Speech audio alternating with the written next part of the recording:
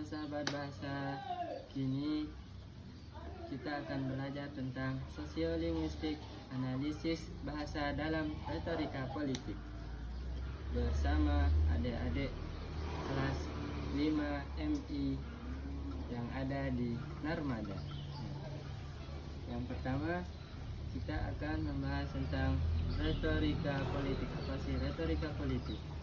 Dan yang kedua, ada karakteristik retorika politik. Yang pertama yaitu retorika persuasi. Yang kedua ada 3 genre aliran pidato politik.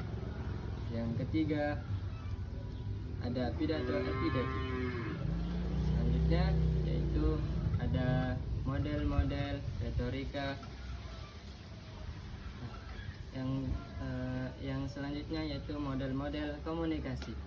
Yang pertama ada menurut Aristoteles, yang kedua yaitu ada Haros-Blaswell, dan yang ketiga ada model komunikasi interaksional. Baik, simak video selanjutnya.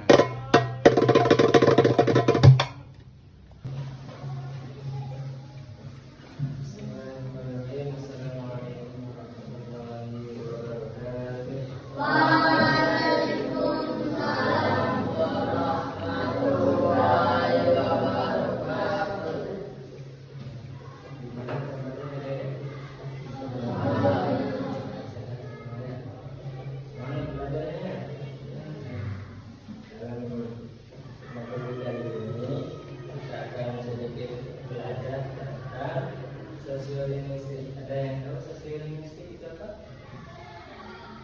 Nah, sosiolinguistik ini adalah ilmu tentang bahasa.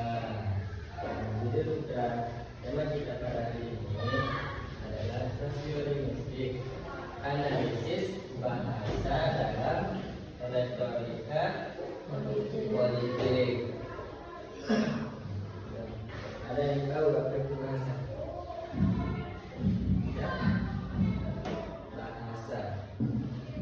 Banyak katanya bahasa ya. Di sini bahasa adalah seperangkat alat yang dipergunakan seseorang untuk berpikir, berkomunikasi, dan berhubungan dengan orang-orang lain, dan juga sebagai alat untuk belajar, mengajar, menghafal, dan lain juga sebagai alat untuk belajar, menghafal beberapa literatur. Itulah bahasa. Jadi bahasa di sini yang dimaksud bahasa itu untuk alat berkomunikasi. Kalau namanya berkomunikasi, dari itu ya berbicara. Itulah yang namanya berkomunikasi. Nah, kali ini kita akan bahas tentang retorika politik. Apa sih retorika politik itu? Retorika berasal dari bahasa Inggris retorik dan bersumber dari bahan Latin retorik yang berarti ilmu berbicara. Seperti yang tadi yang dimaksud ilmu berbicara itu adalah berinteraksi atau berkomunikasi. Retorika sebagai ilmu memiliki sifat-sifat rasional, empiris, umum, dan akumulatif. Dalam regimen namanya ilmu ahli bahasa, rasional berarti apa yang disampaikan oleh seseorang berbicara harus tersusun secara sistematis dan logis. Yang namanya sistematis dan logis itu secara teratur. Nah, di sini ada empiris, berarti menyajikan fakta-fakta yang dapat diverifikasi oleh panca indera umum. Artinya kebenaran yang disampaikan tidak bersifat rahasia dan tidak dirahasiakan karena memiliki nilai sosial. Jadi yang dimaksud dengan retorika bahasa retorika politik itu adalah bahasa dalam berpolitik, yaitu bahasa seperti berpidato orang yang capres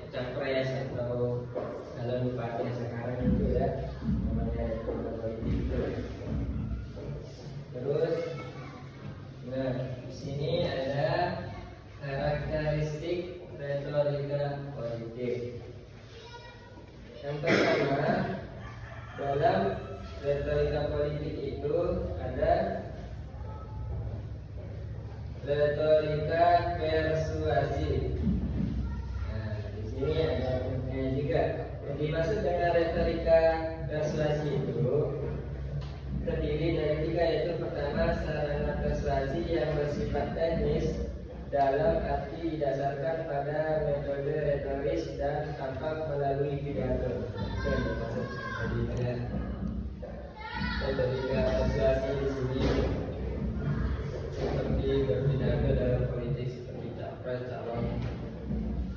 calon presiden maupun calon bupati dan lain sebagainya. Nah, dalam konteks ini Aristoteles ini adalah nama ahli bahasa dalam retorika politik. Memaksudkan bahwa sebuah kata-kata yang disampaikan bisa menghasilkan sebuah persuasi, termasuk di dalamnya karakter si pembicara, keadaan emosional orang yang mendengarkan, atau juga argumen yang disampaikan oleh pembicara itu sendiri. Nah, maksudnya di sini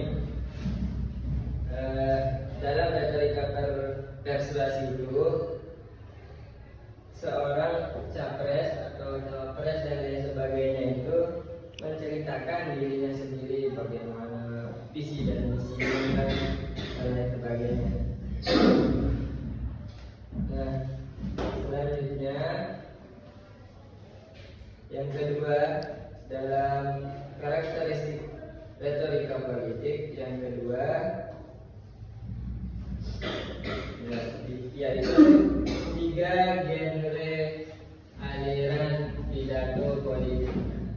Di sini maksudnya tiga genre aliran pidato politik itu bagaimana isi dalam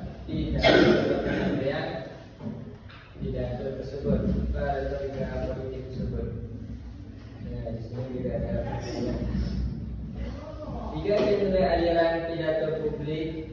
Pidato yang berlangsung dalam sidang diartikan sebagai pidato musyawarah. Nah, dalam aliran ini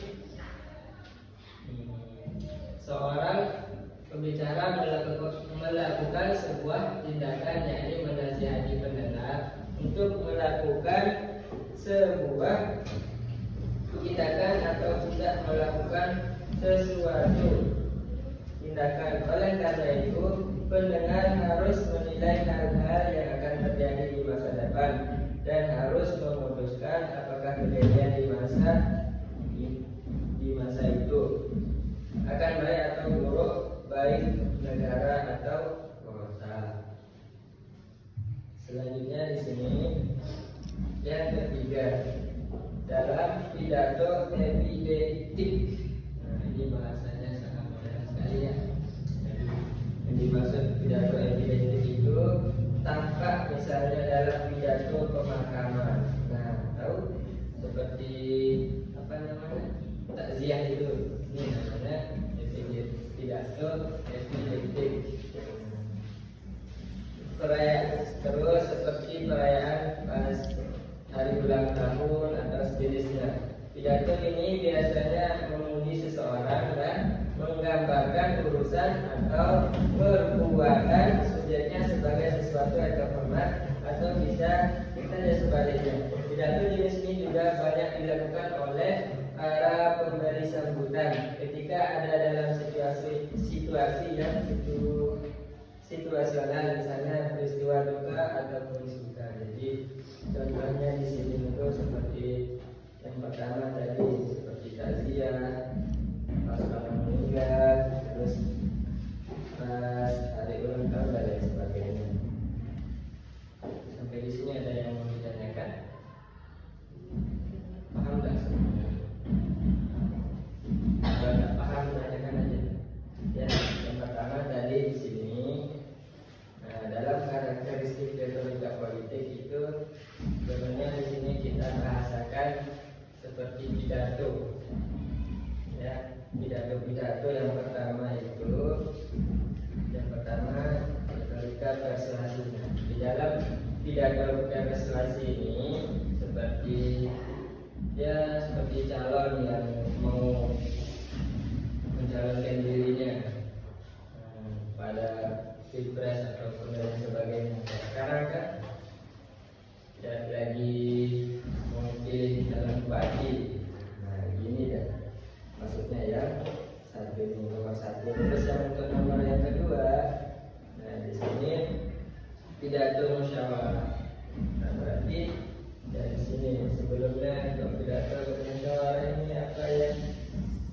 bisa apa, saling masukan. Tahu namanya musyawarah itu?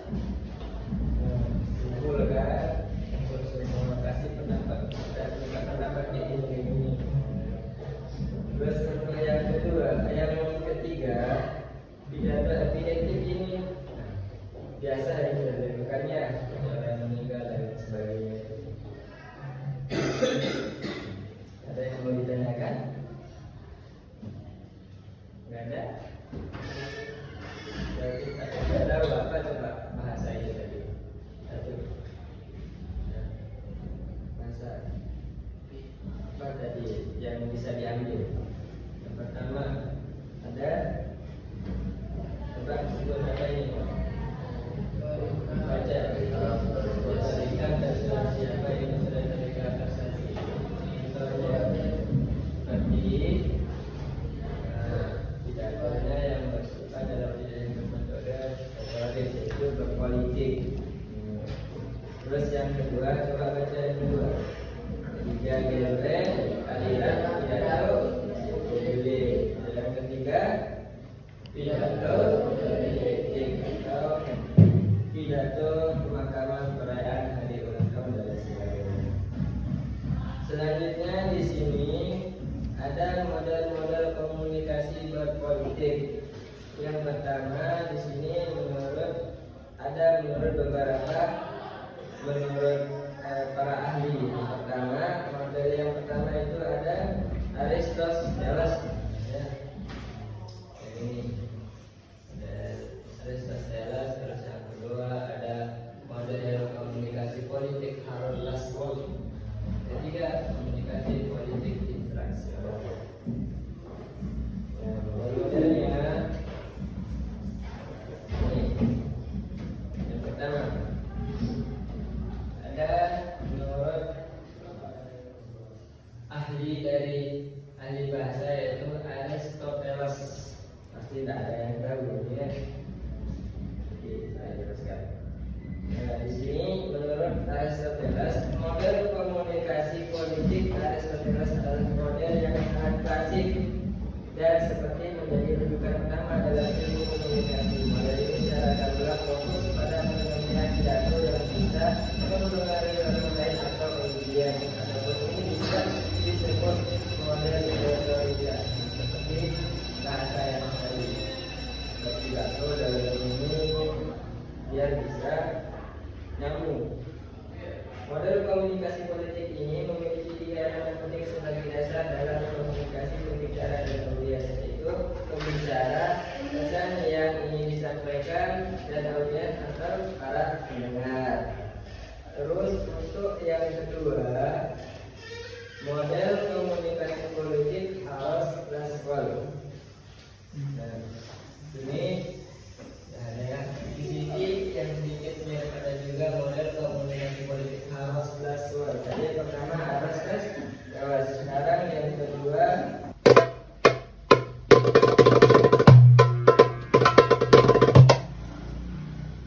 sahabat bahasa, sampai di sini pembahasan kita yaitu tentang analisis bahasa dalam politik. Kurang lebihnya dalam videonya saya mohon maaf. Wabillahi taufiq wal hidayah. Assalamualaikum warahmatullahi wabarakatuh.